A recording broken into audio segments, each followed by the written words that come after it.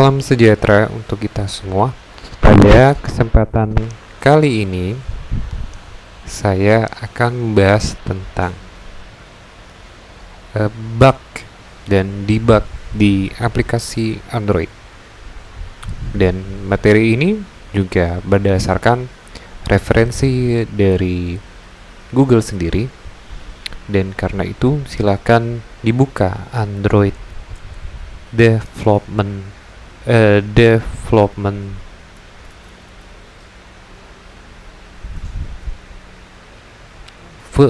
Android fundamental, dan di sini kita open dulu Kotlab dan konsepnya. Dan saya mulai dari konsepnya tentang debugging, testing debugging. Dan kita masuk ke bagian 3.1 tentang debugging. Nah, debugging sendiri berasal dari kata debug dan sumbernya tentunya adalah bugs. Nah, bug itu apa? Bug itu adalah error yang ada di aplikasi atau di software. Jadi istilah ini adalah istilah umum yang digunakan di semua programming software. Jadi kalau ada error bisa dikatakan sebagai bug. Nah, sejarahnya sendiri kenapa bisa dikatakan sebagai software bug itu sangat panjang sekali, dan boleh googling sedikit tentang sejarahnya software bug.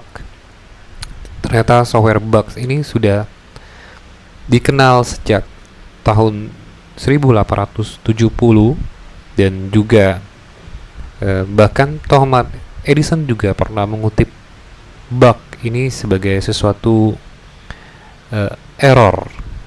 Nah, dan juga pernah di tahun 1946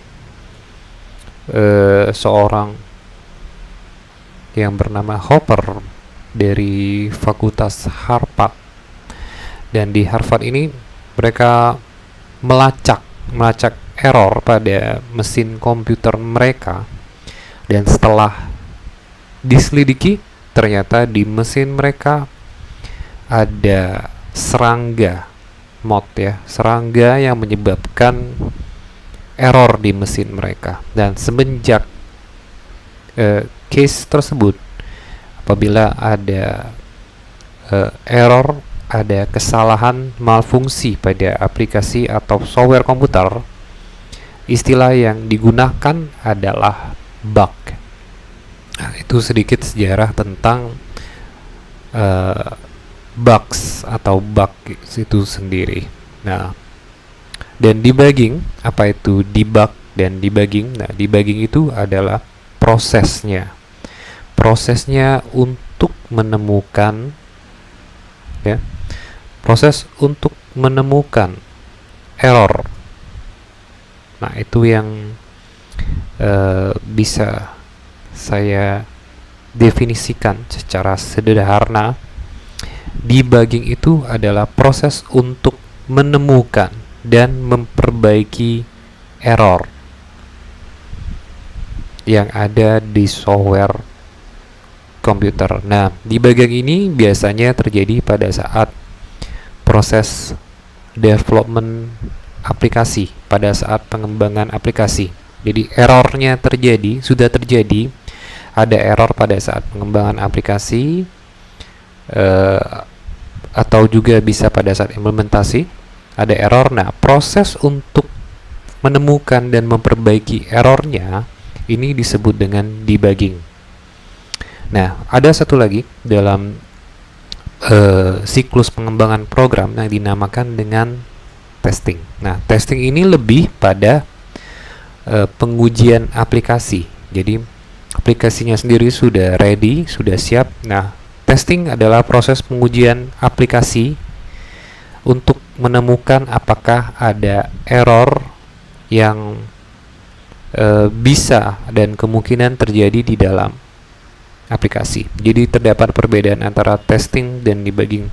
Debugging biasanya errornya sudah terjadi dan proses untuk menemukan dan memperbaikinya, memperbaiki sumber permasalahannya, sumber errornya. Nah, itu yang disebut dengan debugging. Nah, sedangkan di Android sendiri ada error-error apa saja yang mungkin dan sering terjadi. Nah, ada beberapa. Di sini silakan dibaca juga sendiri tentang debuggingnya. Nah, ada 3 biasanya. Tidak jelaskan di sini. Biasanya ada 3 yang sering saya temukan bug, jenis-jenis bug yang ada di Android. Pertama, ada bug yang menyebabkan force close. Nah, bug ini ada dan terjadi pada aplikasi yang tidak ada tidak memberikan pesan error apapun, tetapi langsung close. Jadi aplikasinya langsung close automatic dan bisa dikatakan menjadi satu pengalaman buruk bagi pengguna. Nah, ini yang pertama, force close. Kemudian yang kedua adalah bug ya yang menyebabkan application is not responding. Ini terjadi pada saat pengguna menganggap bahwa aplikasi ini hang dan tidak memberikan respon apapun. Nah, penyebabnya apa? Salah satu penyebabnya adalah bisa terjadi ada suatu proses dalam aplikasi di dalam aplikasi di main thread-nya yang tidak selesai dalam waktu 5 detik. Nah, proses ini begitu lamanya sehingga membuat seolah-olah bahwa aplikasinya hang dan error. Nah, padahal bisa terjadi kemungkinan bahwa aplikasinya sedang bekerja mengerjakan aksi tertentu, tetapi di user interface-nya saja yang terlihat bahwa tidak merespon. Nah, ini yang mungkin terjadi, application is not responding. Dan yang ketiga, bug tersembunyi yang disebabkan oleh kesalahan logika. Nah, ini juga sering terjadi bahwa aplikasinya sudah berjalan, fungsionalitasnya berjalan, akan tetapi ada bug-bug tersembunyi, error-error yang tersembunyi yang disebabkan oleh kesalahan logika dari programmernya sendiri. Nah, debugging ditujukan untuk menemukan dan memperbaiki errornya. Nah, bagaimana caranya? Nah, caranya ada 2, yang ada beberapa, ada 3 sebenarnya, tapi kita akan bahas satu persatu. Yang sering digunakan ada ada dua untuk debugging, ada 2 yang sering sekali digunakan dan saya secara pribadi juga sangat sering menggunakannya untuk mencari posisi errornya ada di mana. Yang pertama dengan menggunakan logcat. Ini yang sudah saya sering kerjakan, sudah saya perkenalkan juga ada beberapa materi sebelumnya untuk melacak posisi errornya berada pada posisi mana, pada activity mana, pada proses apa. Dan kemudian ada debugger. Nah, pada kesempatan kali ini saya akan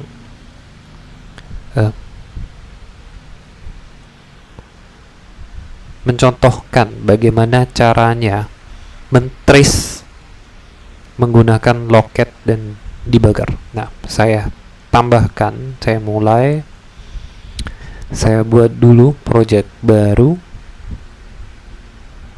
dari template-nya empty activity dan saya beri nama project debugging.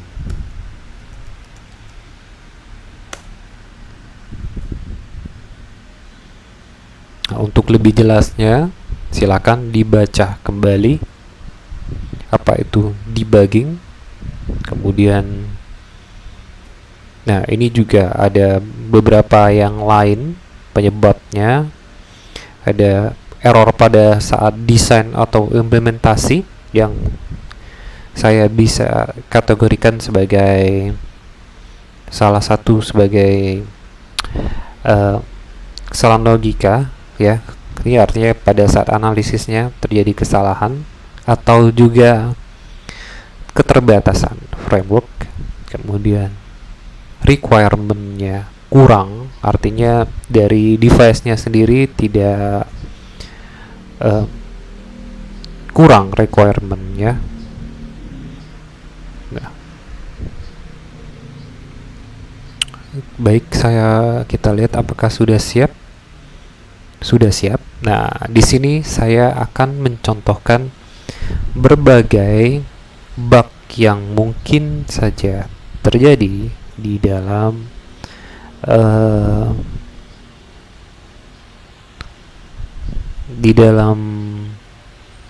aplikasi.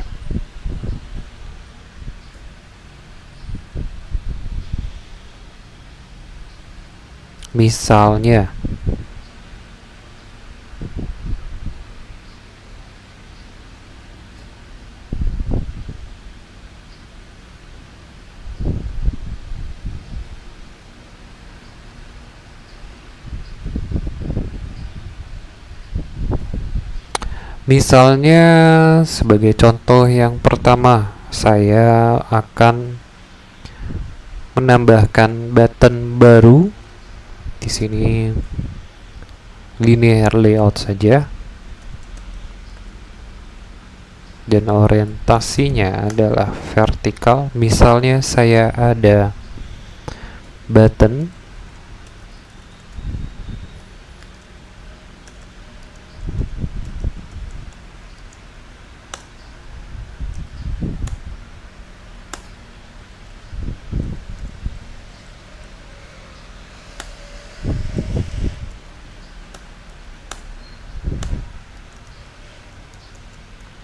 ini kita buat. Nah, kemudian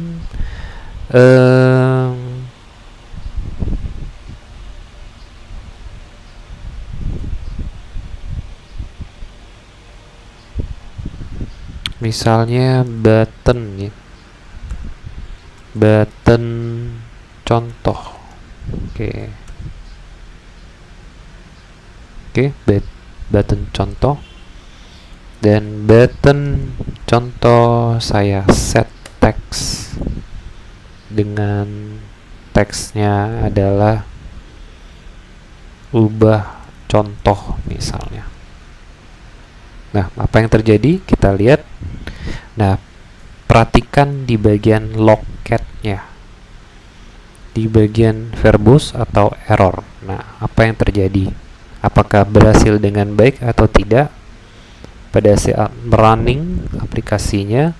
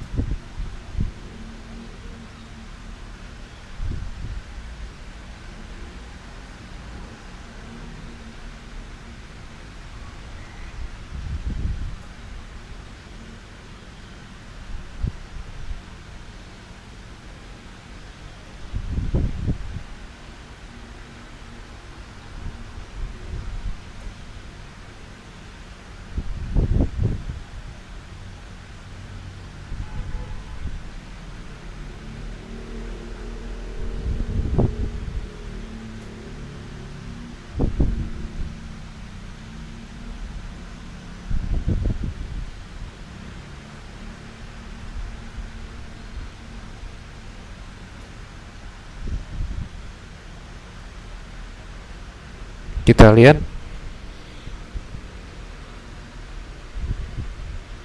hasilnya adalah aplikasinya force close. Coba saya jalankan. Harusnya ada button, dan buttonnya harusnya tampil sesuai dengan layout yang sudah kita tentukan.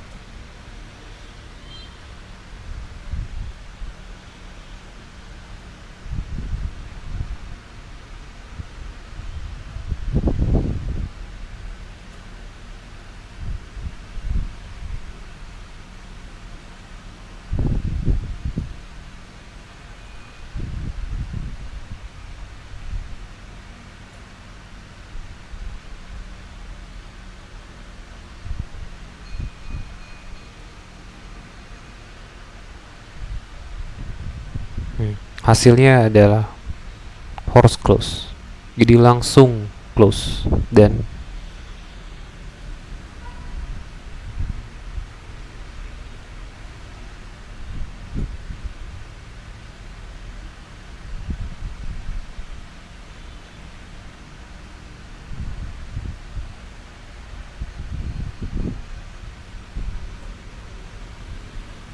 di sini terlihat ya.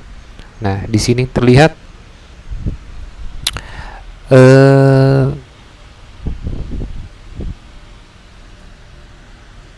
jenis bug yang pertama, bug yang menyebabkan for close. Nah, bagaimana proses debuggingnya, bagaimana cara menemukan dan memperbaikinya. Nah, langkah pertama adalah melihat loketnya. Bisa di verbose atau juga bisa khusus untuk errornya saja, gunakan di folder error. Nah, kemudian langkah selanjutnya adalah mengamati errornya apa. Nah, perhatikan errornya.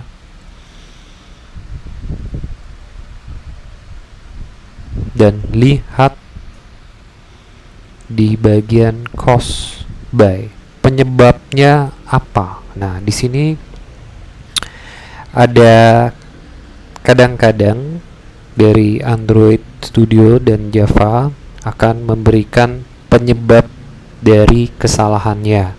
Nah, kesalahannya adalah null pointer exception.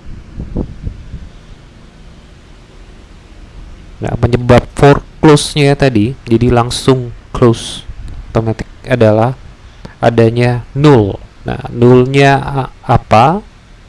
Di sini terlihat kita mengakses set text pada objek yang null, artinya kosong, tidak ada. Dan letak dari kesalahannya juga diinformasikan oleh Android Studio pada main activity dan baris ke-15. Nah, di sini artinya ada kesalahan. Indikatornya tidak ada, tapi dari log kita bisa melihat bahwa ada kesalahan dan penyebabnya adalah null. Dan dari sini kita bisa menyimpulkan bahwa sudah ada deklarasinya. Tetapi setelah deklarasi, langkah selanjutnya adalah harus segera dilakukan inisialisasi. Kita inisialisasi dengan menghubungkan objeknya dengan layout button contoh. Nah, kita running lagi dan errornya seharusnya tidak ada. Saya clear loketnya. Oke, nggak ada. Kalau tidak ada, artinya harusnya tampil. Nah, ini sudah tampil sesuai dengan keinginan. Nah, ini proses debugging yang paling sederhana, melihat bagian loketnya sendiri. Nah, ada beberapa contoh error yang mungkin terjadi. Nah, ini saya buat skenario lainnya untuk error. Kita Nah, untuk contoh berikutnya, misalnya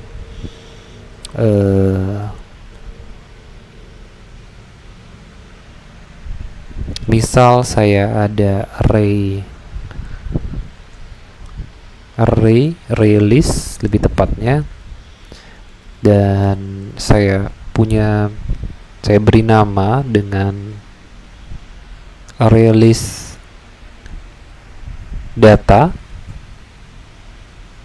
atau DT saja biar lebih singkat, new array list.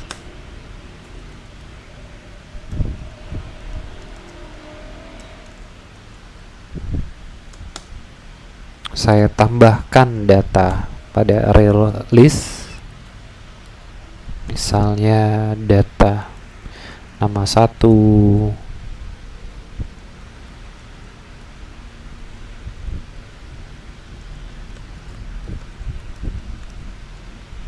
dan saya ingin memanipulasinya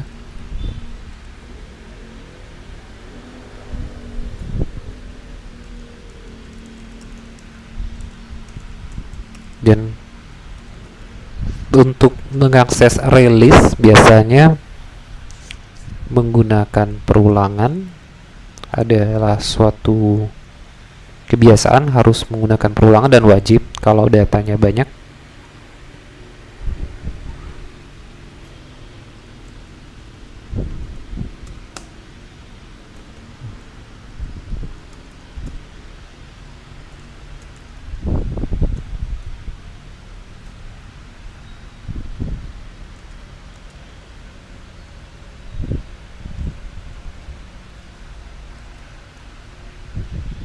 Rilisnya dt, kemudian get index ke i to string, dan oke, udah. Kita lihat apa yang terjadi.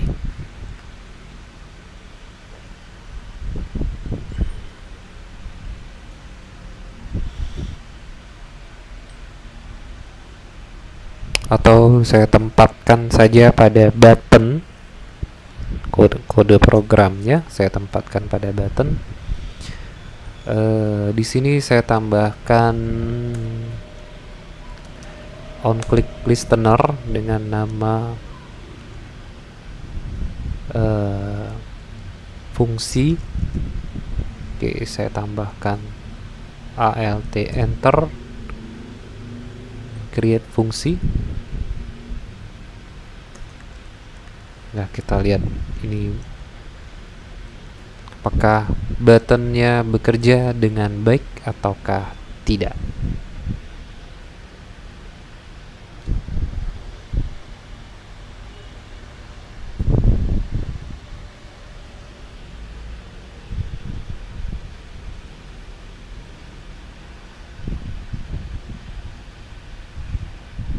Oke, for close ya, artinya ada kesalahan. Nah, saya ulangi kembali, for close. Dan for close ini bisa dikatakan salah satu penyebabnya juga adalah kesalahan logika. Nah, langkah pertama kita lihat terlebih dahulu di logcatnya, di bagian errornya yang berwarna merah.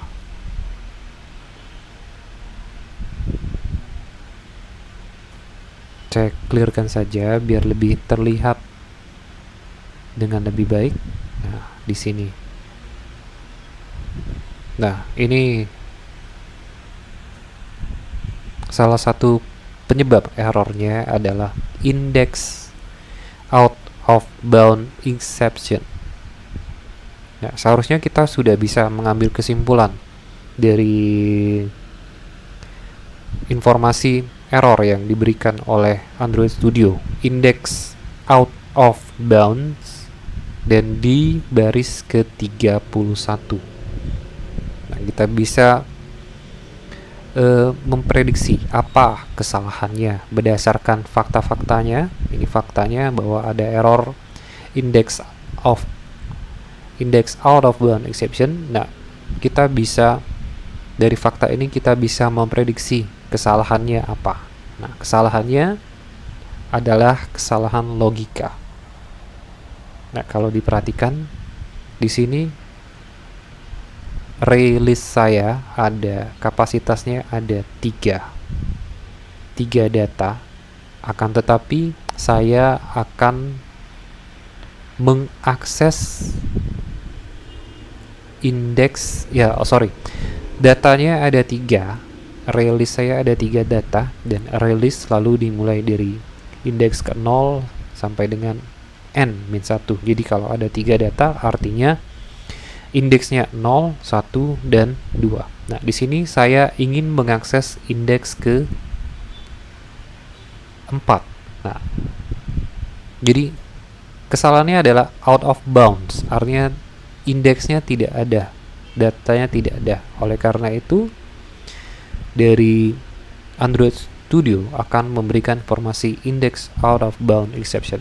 Nah, ini cara yang pertama untuk debugging, untuk melihat errornya sendiri, mengamati error yang ada di logcat. Nah, yang berikutnya saya juga bisa menambahkan log seperti kemarin. Kita lihat lognya. Nah, bagaimana caranya? Ya, dengan perintah log.d atau log.e, tidak masalah. Misalnya d saja ya. Atau E boleh.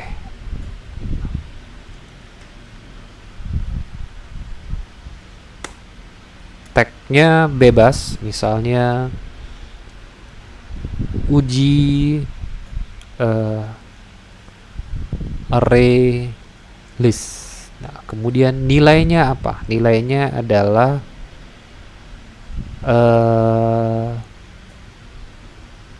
dt.get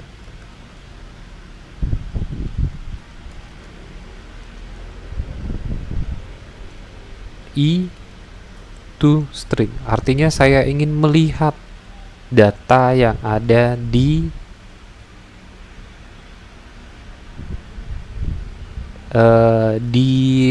array list. Kita lihat.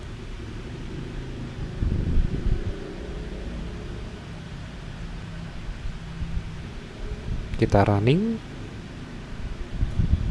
dan kita eksekusi metodenya. Ini saya clearkan dulu semua yang tidak penting. Skenario-nya adalah pengguna harus mengklik button ubah contoh. Nah, ada error. Nah, kita lihat lognya. Nah, perhatikan lognya. Nah, ini log yang saya buat. Nah, ternyata bisa tampil, tapi kita belum menemukan penyebabnya. Apa penyebabnya? Nah, artinya harus kita tambahkan proses logikanya lagi. Apa yang penyebab dari bugnya? Apa errornya? Kemudian berhenti prosesnya di mana? Nah, bisa saya tambahkan kembali. Misalnya di sini, jadi lognya bisa ditambahkan lebih dari 1 kali. Misalnya button ya, button contoh titik set text kalimat. Nah, di sini saya tambahkan lagi lognya, log.e. Tagnya adalah kalimat dan kalimat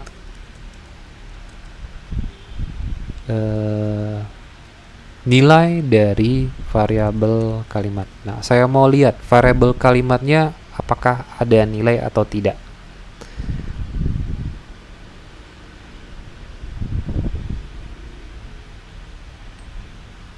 Kita lihat kembali. Skenario-nya sama, kita klik ubah contoh. Nah, kita bisa melihat di sini apakah nilai dari variabel kalimat tampil atau tidak. Dan ternyata setelah melakukan pemeriksaan, hasilnya tidak ada sama sekali. Artinya ini lock ini tidak pernah sama sekali dieksekusi. Nah, di sini proses logikanya kita. Artinya kita bisa mengambil kesimpulan kalau lock kalimat tidak pernah dieksekusi, artinya kesalahannya berada di atasnya. Nah, di sini artinya kesalahannya.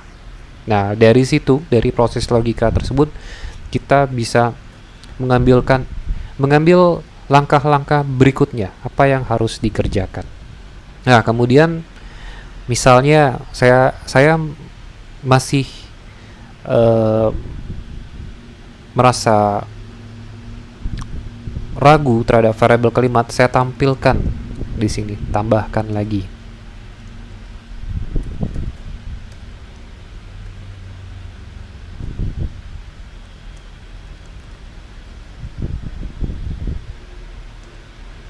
Saya tambahkan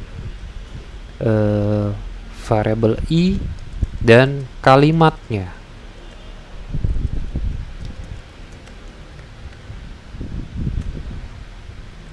Oke, boleh, tidak masalah. Jadi lock ini bisa kita tambahkan sendiri sesuai dengan kebutuhannya. Proses logikanya yang lebih penting. Sampai di mana baris-baris kode program yang dieksekusi, kemudian sampai di mana baris-baris kode program yang tidak sama sekali dieksekusi. Nah, kita lihat kembali proses logikanya. Skenario-nya sama. Nah, ini kita bisa lihat. Nah, ini terlihat kalimatnya sudah benar. Oh, di sini juga ada kesalahan logika. Saya ingin menambahkan plus sama dengan. Nah, di sini terlihat apa kesalahan yang sudah terjadi.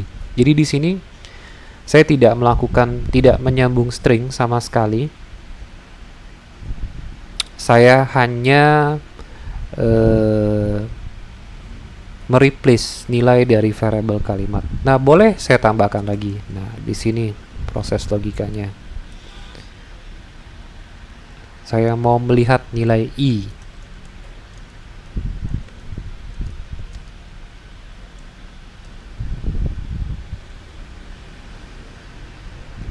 Oke, kita running lagi. Oh, i to string.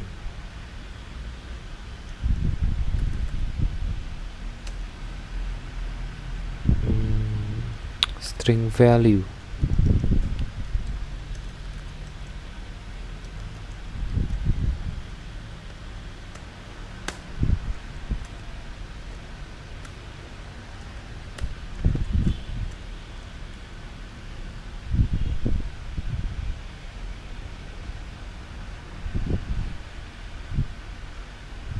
Nah, sama seperti tadi. Kita lihat di bagian locketnya. Nah, di sini terlihat proses. Saya clearkan dulu supaya terlihat dengan jelas prosesnya.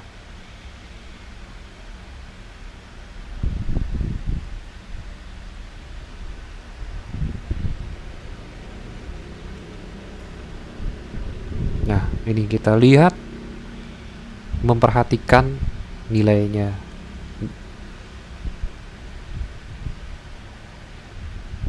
Nah, di sini terlihat 0, indeks ke 0 masih berjalan dengan baik. Indeks ke 1 juga berjalan dengan baik. Indeks kedua berjalan dengan baik. Dan pada saat indeks ketiga yang tidak berjalan dengan baik. Nah, dari fakta-fakta ini kita harusnya sudah bisa memprediksi apa kesalahannya. Nah, kesalahannya adalah ya yang tadi saya sudah sampaikan bahwa kesalahannya adalah kapasitasnya. Kapasitasnya ada 3 data dan indeksnya yang bisa diakses adalah 012, sedangkan pada for-nya sendiri adalah di sini for-nya punya logika mengakses dari indeks ke 0 sampai dengan ke 3. Harusnya lebih kecil dari 4. Nah, ini yang harus diperbaiki. Nah, ini cara yang kedua dengan melihat log. Nah, bagaimana dengan cara yang ketiga? Nah, cara yang ketiga adalah dengan menggunakan debugging. Nah, debuggingnya bagaimana caranya? Ini sudah dijelaskan dengan sangat baik sekali di sini. Nah, caranya adalah dengan menambahkan breakpoint.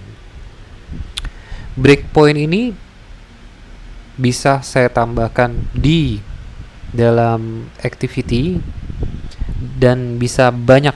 Misal sebagai contoh, saya tambahkan breakpoint di button contoh titik set text. Nah, caranya di baris yang ingin kita tambahkan breakpoint, klik satu kali sampai tampil lingkaran berwarna merah.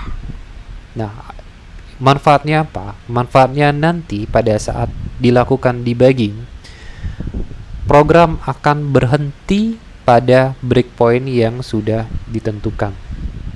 Nah, di sini kita bisa melakukan pengamatan nilainya, pengamatan lebih lanjut terhadap kode program. Jadi breakpoint digunakan untuk berhenti,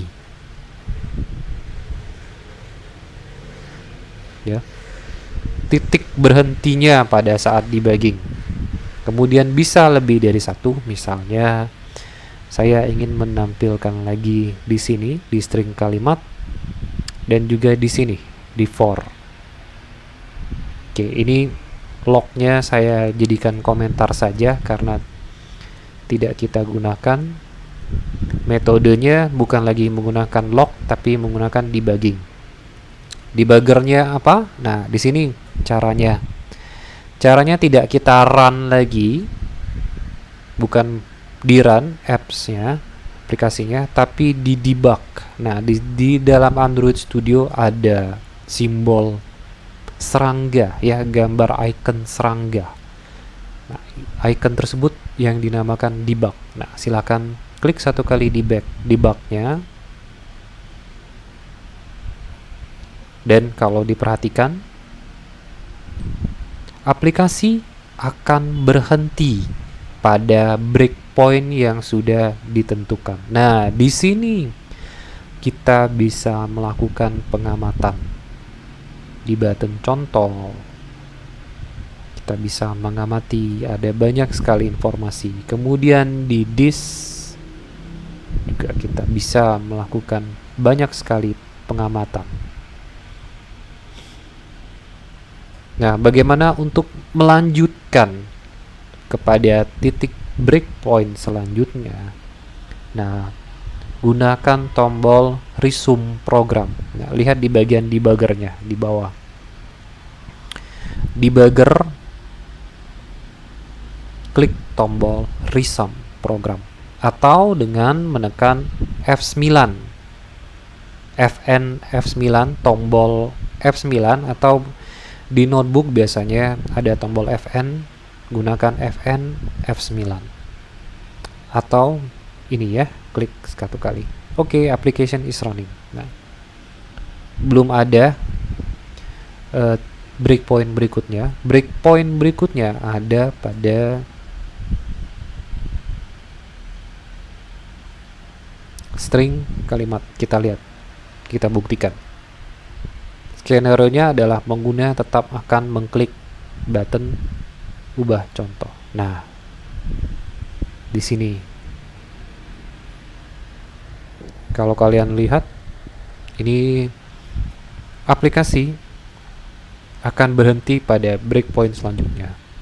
Nah, di sini kita juga bisa mengamati. Nah, di sini ada array list terlihat. Dan array list ini size-nya 3. Artinya adalah kapasitasnya. Kapasitasnya menampung 3 data. Dan kita juga bisa melihat datanya. Data pada indeks ke 0 adalah nama 1. Kemudian data indeks pada indeks ke 1 nama 2. Data pada indeks kedua adalah nama 3. Nah, bagaimana kalau saya ingin melanjutkan ke breakpoint selanjutnya? Boleh menggunakan resum program lagi, tidak masalah. Nah, ini salah satu cara untuk melanjut ke baris kode program selanjutnya dengan menggunakan resum program, atau bisa juga dengan menuju ke baris program selanjutnya satu persatu, baris per baris. Nah, bagaimana caranya? Bisa dengan menekan tombol F8 atau F8 atau juga mengklik button step over. Saya secara pribadi lebih senang menggunakan Fn ya, dengan menekan tombol Fn F8. Nah, perhatikan di sini. Nah, di sini kalimatnya masih kosong dan i-nya adalah 0. Nah, lanjut lagi ke baris berikutnya dengan menekan tombol F8. Nah,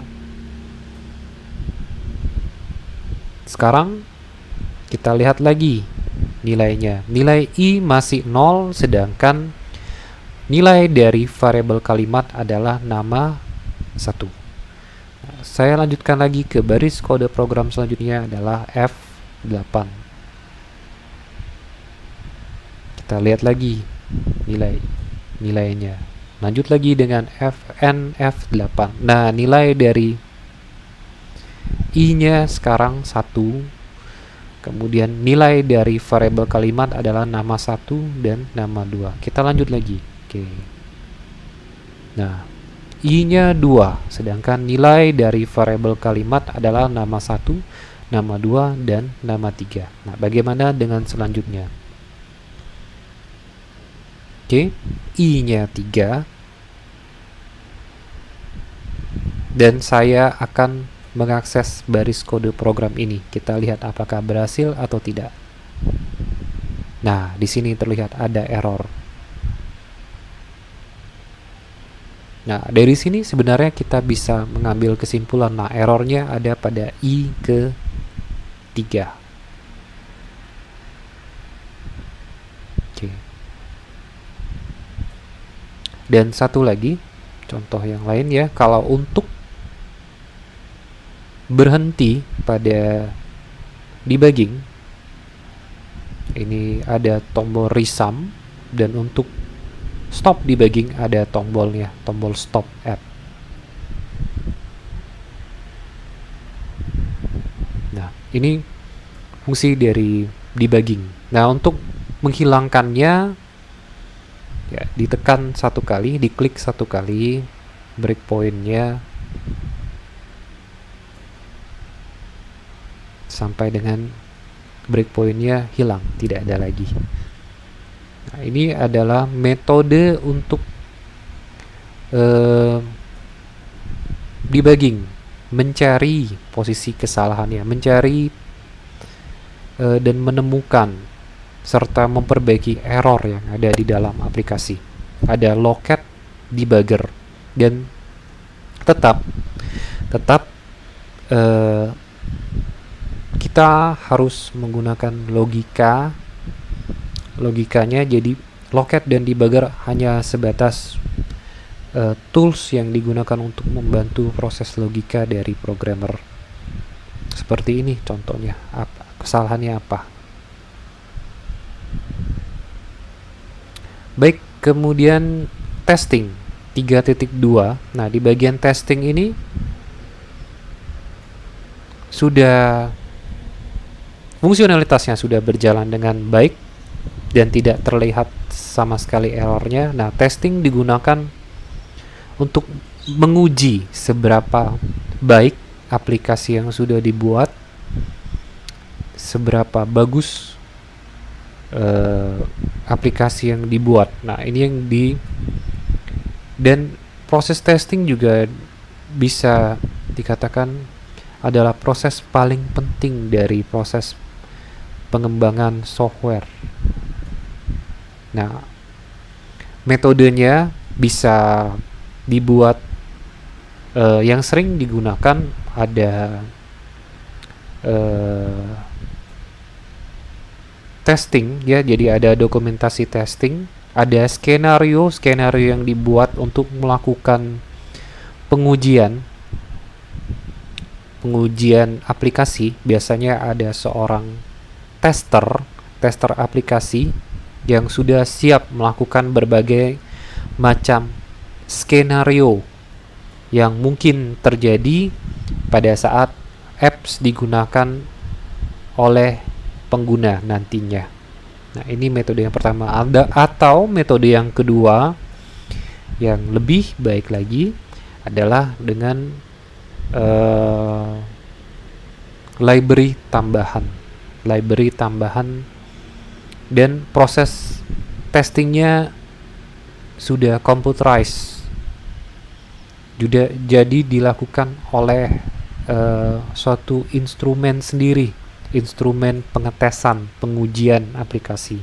Nah, ini dimungkinkan untuk Android. Dan bagaimana caranya? Caranya adalah dengan menyertakan library untuk melakukan testing aplikasi. Nah, salah satu library yang digunakan untuk pengujian, untuk testing aplikasi adalah Espresso. Harus disertakan dalam pengujian. Kemudian setelah menyertakan library tersebut pada Gradle, biasanya library tambahan selalu di bagian Gradle.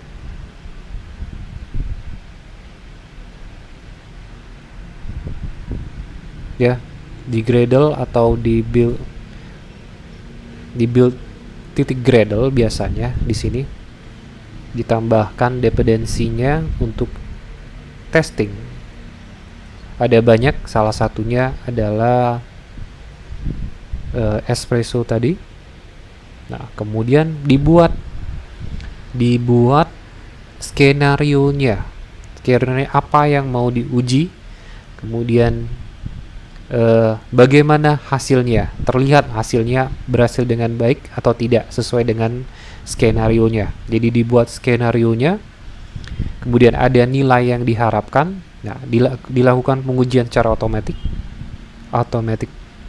testing, dan dibandingkan nilainya apakah hasil pengujian sesuai dengan nilai yang diharapkan. Dan kalau nilainya sesuai, maka ada informasi tes pass. Nah, ini salah satu contohnya.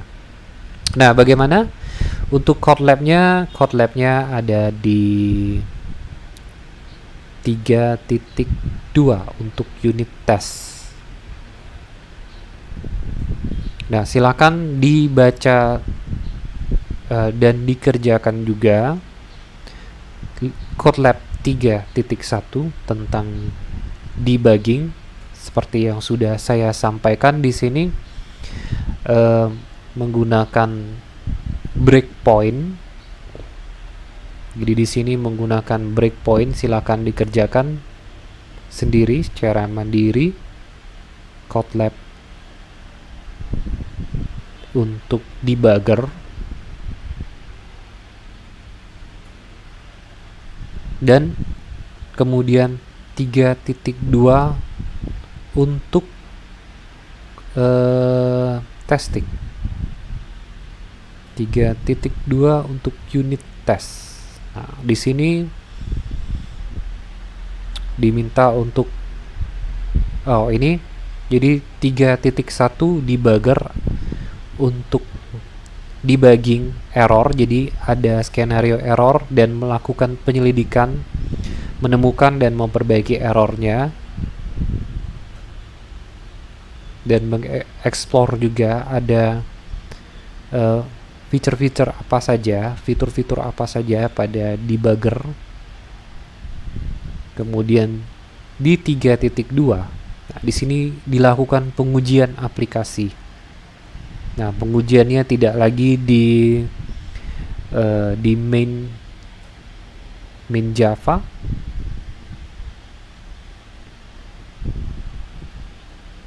tidak lagi di bagian mainnya ya, main package main, tapi di bagian package test, artinya di sini. Nah, di sini nanti ditambahkan kode-kode program untuk unit testnya. Nah, di sini sudah disiapkan apa-apa saja yang dibutuhkan, library apa saja yang dibutuhkan nantinya. Dan untuk overview-nya, ini skenario-nya, silakan dikerjakan secara mandiri. Nah, di sini terlihat nanti. Nah, ini kode-kode programnya untuk melakukan pengujian. Jadi ada 3.1 kita akan membuat program kalkulator sederhana, ada tambah, ada kali, bagi, dan sebagainya, kalkulator sederhana.